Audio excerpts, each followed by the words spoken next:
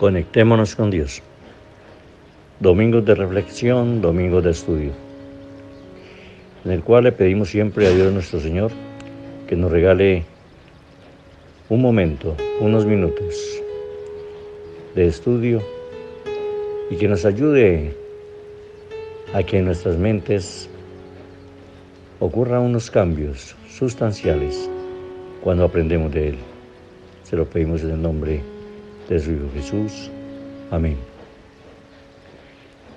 En este audio y que convertimos a video muchas veces, vamos a tratar el tema del apóstol Pedro.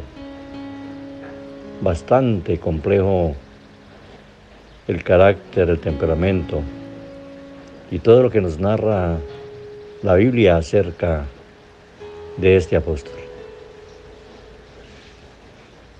Entonces comenzaré informándoles o enseñándoles a muchos, porque quizás otros sí hayan escuchado bastante de Pedro.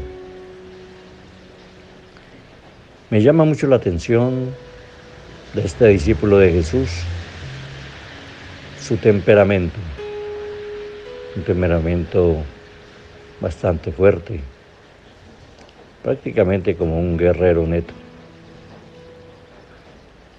Se remonta a sus inicios con Jesús, a que su hermano Andrés le presenta a Jesús, ya que Andrés fue discípulo de Juan el Bautista y luego siguió a Jesús. Cuando Jesús los conoce a Pedro, se le llamaba en ese entonces, era conocido como Simón. Simón, habían quizás muchos. A este se le conocía como Simón, el hijo de Jonás, donde más adelante Jesús le cambia el nombre a Pedro, que significa roca, piedra. Quizás por eso que acabo de comentar, de su fortaleza en su temperamento. Pedro tiene muchos altibajos, como los que tenemos todos. Muchas veces estamos de buen humor, otras veces de mal humor. Pero llama mucho la atención siempre de lo que nos pasa a nosotros, de las conveniencias. Pensamos las cosas como nos conviene a nosotros o como creemos nosotros que deben de ser.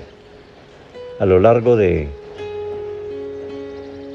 discipulado de Pedro lo encontramos de esa manera. Pedro siempre controversial, siempre preguntando, siempre diciendo cosas.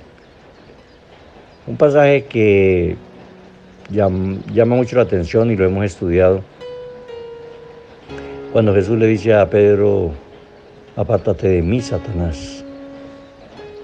No le está diciendo al alma de Pedro, al Pedro mismo, le está diciendo a los malos pensamientos que el maligno le ha metido a Pedro, porque Jesús les estaba diciendo de que ya se acercaba la hora y que iba a ser capturado y asesinado. Pedro inmediatamente le dice que entonces lo mejor es apartarse, que se vayan a otro lugar. Pero Jesús vio que el maligno le estaba metiendo a Pedro en sus pensamientos. Era que si seguían y era capturado Jesús y ahí era asesinado, la vida que estaban llevando hasta el momento, que para Pedro ya era una vida buena, se sentía cómodo, yendo de aldea en aldea, territorio en territorio,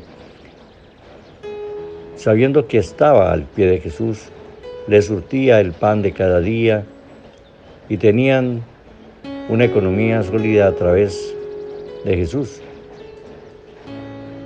Y el solo hecho de estar presenciando tantos milagros, pues era algo que nadie quisiese que se acabase.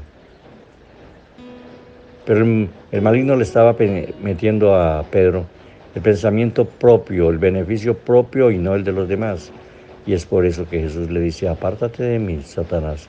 Le está diciendo al demonio que había allí, a esa entidad maligna, que dejara a Pedro y que se apartara de Jesús. Cuando usted lee esta parte, creerá que es que Jesús le estaba diciendo a Pedro demonio. No. Otros hechos también muy importantes, encontramos a Pedro, que también se había formado una especie de trío, Pedro, Santiago y Juan. En la transfiguración de Jesús en el monte, ahí lo tenemos también a Pedro. Y otra vez hace otro comentario. ¿Por qué no construye una tienda? Nos quedamos a vivir aquí, propone Pedro, como organizando siempre la parte cómoda, de placer. Cuando nosotros estamos en este mundo de dificultades y lleno de problemas para luchar, para vivir, para enfrentar, no es el momento todavía de nosotros descansar hasta que no muera este cuerpo de pecado. No llegará ese momento. Luego viene el momento en que Jesús en la Santa Cena, en la última cena, le dice que uno lo negará. Y vuelve a salir Pedro diciendo, jamás te negaré, iré hasta la muerte contigo. Escuche bien eso. Jamás te negaré, iré hasta la muerte contigo. Palabras emocionales que nos surgen a nosotros muchas veces. Decimos y nos comprometemos en cosas que no podemos hacer. Cuando nos surge algo que para nosotros quizás no nos conviene o hay riesgo, muchas promesas se van al traste, muchas promesas se acaban. A Pedro se le acabó cuando se vio en peligro, cuando le dijeron, este es otro de los que andaba con Jesús. Y allí en la última cena Jesús se lo dijo, me negarás 3 veces antes de que cante el gallo. Y efectivamente lo negó 3 veces y después cantó el gallo. Esto le removió la conciencia a Pedro. Pero antesito de la negación de Jesús, en el momento de la captura del Hijo de Dios, Pedro sacó otra de sus emociones sin pensar. Acudió a su parte violenta cuando se le abalanzó encima a Malca, así se llamaba, el guardián de los que iba a apresarlo, y con su espada le lanzó, hizo un lance de tal magnitud que intentó cortarle la cabeza. Malca lo esquivó y le quitó una oreja. Es reconvenido nuevamente Pedro por Jesús, y Jesús sana a Malca de la herida propinada por Pedro. Y le dice Jesús a Pedro, ¿por qué haces esto? ¿No crees tú que yo le pido a mi Padre Celestial que envíe una legión de ángeles y que me protejan y vendrán y me sacarán de aquí? Lo cuestiona nuevamente Jesús a Pedro.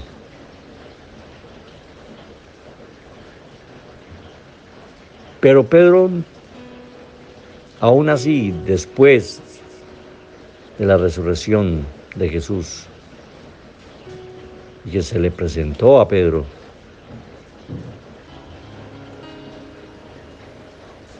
Pedro sigue teniendo fallas, aún así.